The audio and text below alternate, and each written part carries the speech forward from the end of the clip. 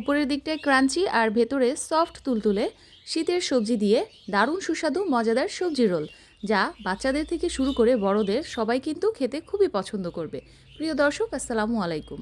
আমি নীরা চলে আসলাম আপনাদের সাথে আজকে খুবই সুস্বাদু আর দুর্দান্ত মজাদার একটা সবজি রোলের রেসিপি শেয়ার করতে। যেসব বাচ্চারা সবজি খেতে অপছন্দ করে তাদেরকে যদি এভাবে সবজি রোল বানিয়ে দেওয়া যায় তাহলে কিন্তু নিমিষেই শেষ হয়ে যাবে সেই সবজি রোলটা। তাছাড়া সকালের নাস্তায়, বিকেলের নাস্তায় বা স্কুলের টিফিনেও কিন্তু এই সবজি রোল দিয়ে দেওয়া যায়, আর বানিয়ে অনেক দিন পর্যন্ত সংরক্ষণ করে যে কোনো মুহূর্তে মেহমানদারিতেও দারুণ জমে যায়।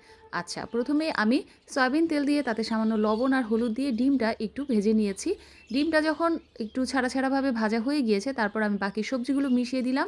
এখানে দিয়েছি পেঁয়াজকলি, আলু, গাজর, আরও দিয়ে দিলাম চিকেন বল কুচি করে, কিউব করে। এটা আপনারা নর্মাল চিকেনও ব্যবহার করতে পারবেন। তারপর দিয়েছি কাঁচামরিচ কুচি, তারপর সাদা গোলমরিচ গুঁড়া পর্যায়ক্রমে বাকি মশলাগুলো আমি মিশিয়ে দিয়েছি, যেমন ধনিয়া গুঁড়া দিয়েছি অল্প, তারপর হচ্ছে জিরা গুঁড়া দিয়েছি, আর আদা রসুন সামান্য পেস্ট দিয়েছি। এগুলো ভালোভাবে দিয়ে নেড়েচেড়ে আমি এটাকে কিছুক্ষণ কষিয়ে নিব। সবজিগুলো যখন 50% কুক হয়ে যাবে তখন আমি টমেটো কুচি মিশিয়ে দিলাম।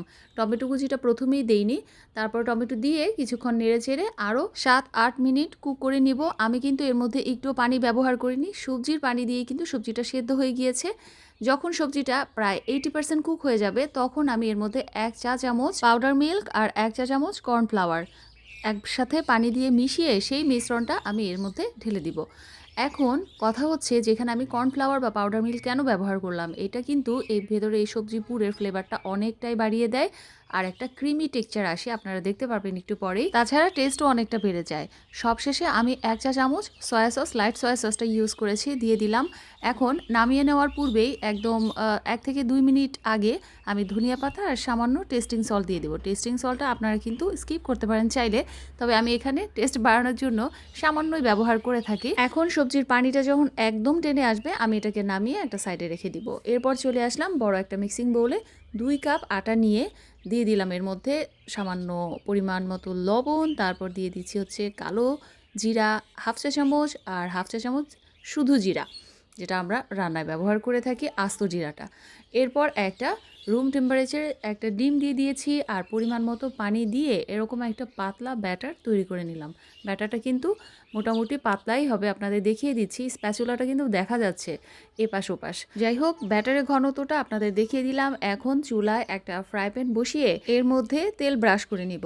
তেল ব্রাশ বলতে তেল কিন্তু ঢেলে দেওয়া যাবে না, এভাবেই একটা কাপড়ের সাহায্যে একদম খুব হালকা করে তেল ব্রাশ করে নিতে হবে। তারপর ব্যাটারটা ঢেলে এভাবে ঘুরিয়ে ঘুরিয়ে একটা রুটির সাইজ করে নিব।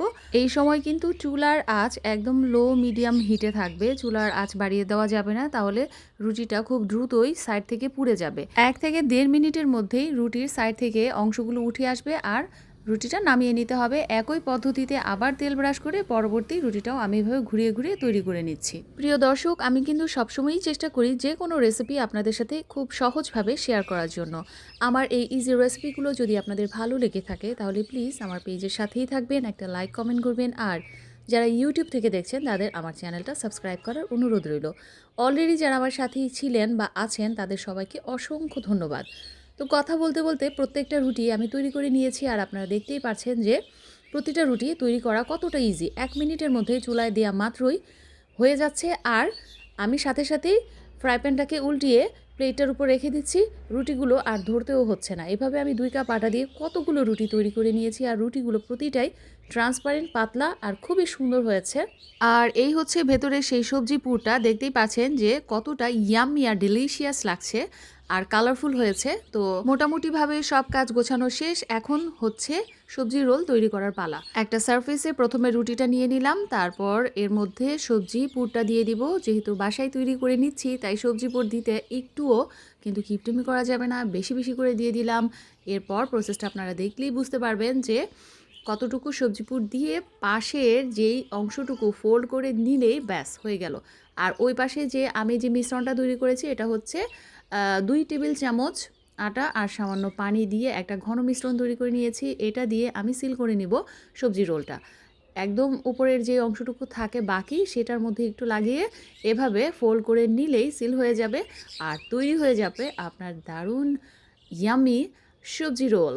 তবে এখানে একটা কথা বলতে চাই, উপরে যে রুটিটা সেটা বানানো যদি আপনার পারফেক্ট হয় তাহলে কিন্তু সবজি রোল তৈরি করতে গেলে আপনার বিষয়টা খুব ইজি হয়ে যাবে। কারণ এই রুটিটা এতটাই সফট আর ফ্লেক্সিবল ছিল যে একটা রোল বানাতে বড়জোর 20 থেকে 30 সেকেন্ড সময় লাগছিল।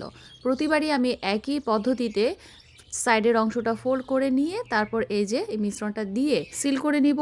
আর আপনারা যদি ডিপ ফ্রিজে সংরক্ষণ করতে চান তাহলে কিন্তু এই পর্যায়ে সংরক্ষণ করতে হবে।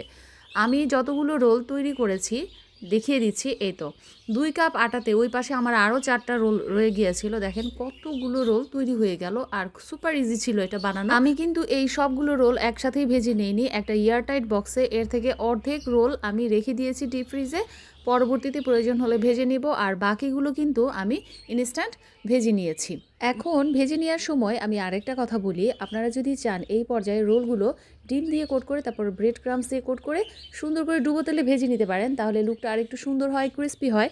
আমি অত ঝামেলায় যাইনি, আমি সামান্য তেল দিয়ে সবসময় এই রোলটা ভেজে থাকি। এই রোলগুলো এভাবেই ভেজে খেলে কিন্তু মাশাল্লাহ অনেক টেস্ট লাগে। আর আপনারা যদি আরেকটু প্রসেস করে ভাজেন তাহলে তো আরও টেস্টি হবে। আমি খুব সামান্য তেল দিয়ে ভাজি, ভেতরে যে সবজি তারপর চিকেন ওইটা টেস্ট খুব ভালো, তারপর উপরের যে কালো জিরা আর ওই যে আস্ত জিরা সেগুলোরও ফ্লেভার পাওয়া যায়। তো খুব ইজিভাবে আপনারা বিকেলের নাস্তায় বা আগেই তো বললাম সকালে বা বাচ্চাদের টিফিনের মধ্যে কিন্তু এই সুস্বাদু মজাদার সবজি রোলটা তৈরি করে দিতে পারেন। বিকেলের চায়ের সাথেও কিন্তু এটা দারুণ জমে যায়। তো আজকের এই ইজি রেসিপিটা আপনাদের কাছে কেমন লাগলো কমেন্ট করে জানাতে কিন্তু ভুলবেন না। সবাই খুব ভালো থাকবেন। আল্লাহ হাফিজ।